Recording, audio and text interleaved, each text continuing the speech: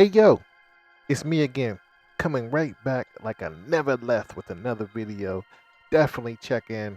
This is JSN Unfiltered. What I want to talk about today is Nick Saban.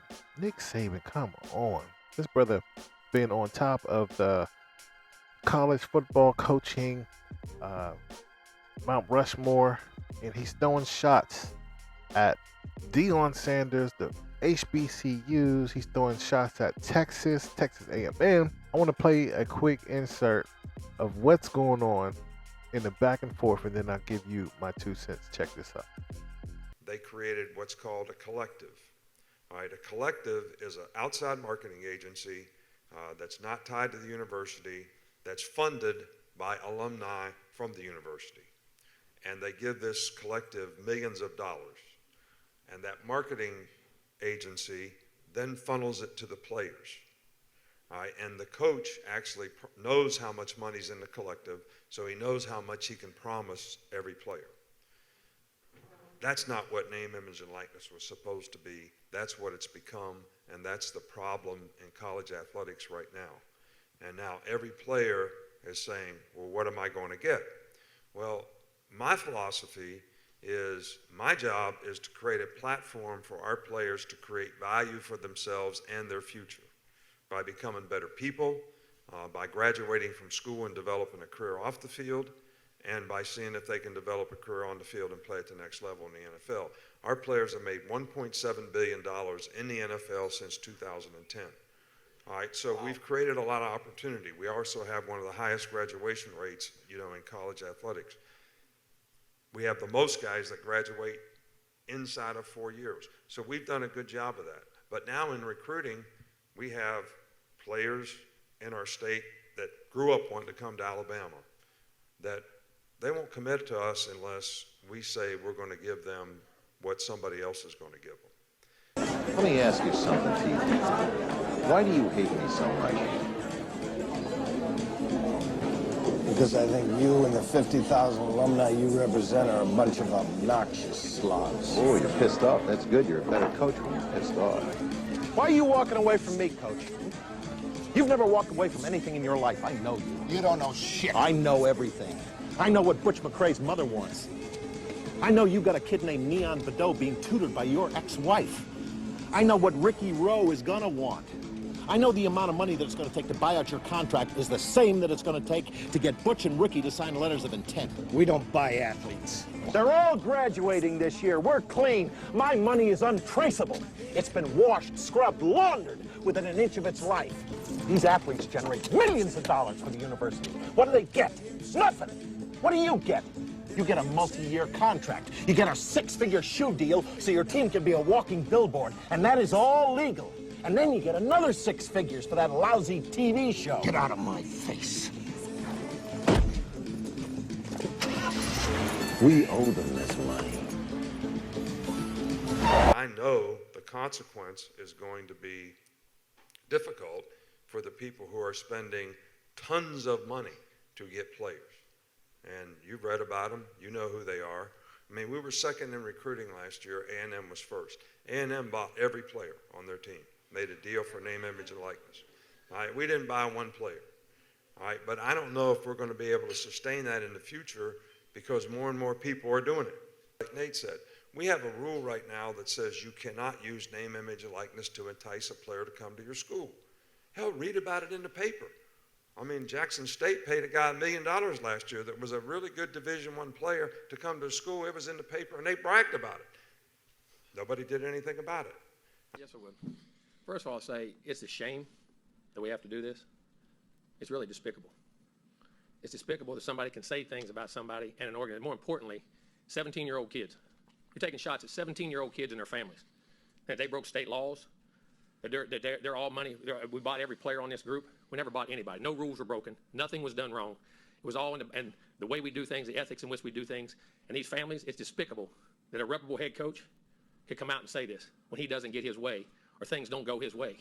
The narcissist in him doesn't allow those things to happen, and it's ridiculous. But when he's not on top, and the parity in college football he's been talking about, go talk to coaches who coach for him. You'll find out all the parity. Go dig into wherever he's been. you can find out anything. And it's a shame that you got to sit here and defend 17-year-old kids and families in Texas A&M because we do things right. We're always going to do things right, but we're always going to be here. We're doing a heck of a job. These coaches have done a great job. Our players have done a great job. The whole organization of recruiting people. It's despicable that we got to sit here at this level of ball and say these things to defend the people of this organization, the kids, 17-year-old kids and their families. It's amazing. Some people think they're God. Go dig into how God did his deal. You may find out about a guy that a lot of things you don't want to know. We built him up to be the czar of football. Go dig into his past or anybody that's ever coached with him. You can find out anything you want to find out, what he does and how he does it. And it's despicable. It really is. And it's a shame we have to sit up here and have this conversation about things we do. And it's personal to us? Yes, it is. It's personal to A&M. It's personal to our players. It's personal to our coaches and everybody involved. And I know the guy. Know him really well. As a thinker, like I'm a critical thinker. That thing wasn't about me. When I look through the smoke and through the fire, Coach Saban used me and used Jimbo Fisher as pawns in his plea for help from his boosters and his donors. We were just pawns. So now he was really going at his people to up the ante so that he could outdo Coach Fisher. Right. Now, they just threw me in the fire because of what we accomplished in recruiting last year with Kevin Coleman and Travis and some others. They just threw us in the fire because he was the spokesman for all SEC and he was the spokesman for all the Power Fives and the PWIs by saying, hey, y'all, we can't let that happen again now. All right. I'm going to go out on a limb. So I don't blame him, man. I know what he was trying to do. I saw through the bull jump. This is a real interesting situation when it comes to college sports. Ever since the NCAA was formed, and even prior to that, it's always been some type of scam going on when it comes to amateurs. And quite frankly, everybody takes advantage of amateurs, including gangsters and people who have a lot of money to put into these organizations. Now, I remember when Charles Barkley stated that he got a lot of money behind the scenes to go there, and I remember he said he would try to get Dirk Nowitzki to go to Auburn and try to pay him. And you have to entice people to go there. This has been going on for years. A lot of people pay these students under the table, pay their families. And one movie that I referenced in the beginning of this clip was Blue Chips. Now, it was a great movie, but it was based off true events where, if you have to pay to play. And right now, the college athlete been the most exploited out of everybody, especially football and basketball, because they generate so much money to these schools. And you see how they inflated the prices to go there to get an education, and they're saying they're going to give you this education. So they raise these prices in these colleges, and they make these huge, elaborate looking campuses, and basically said, we're going to provide all of this for you to hide the money, right? Hide the fact that they're taking advantage of these people. Then we had a time where sports had a video game and no one got paid, and they made millions of dollars off of that. So now they're in a position where they can make money. These college students can make money. Of course, you're going to say, where am I going to get the most money? Where am I going to get the best advantages? I'm going to go there. Now, shout out to the Ball family for trying to start a G League. And if you notice, once they started that G League, or not a so-called G League, but an amateur league where you get paid, and all of a sudden NCAA say, oh no, we can't allow these students to get an idea that they can not go through this system where they make billions of dollars, because they have donors, they have so much people involved with these companies. Now, Nick Saban is not wrong. If you want to look at the whole interview, definitely look at the link below. But Nick Saban's not wrong on how they're doing this, but he is scared that he's going to lose top players because the playing field is level now, because they're saying, hey, look, forget about going to this school for championships. I want to feed my family. And that's where the NBA and NFL is at now. They're like, look, I want money. I don't want to become the best football player. I want to get paid. I want to take care of my family. It's all about money. Nick Saban is calling these people out now.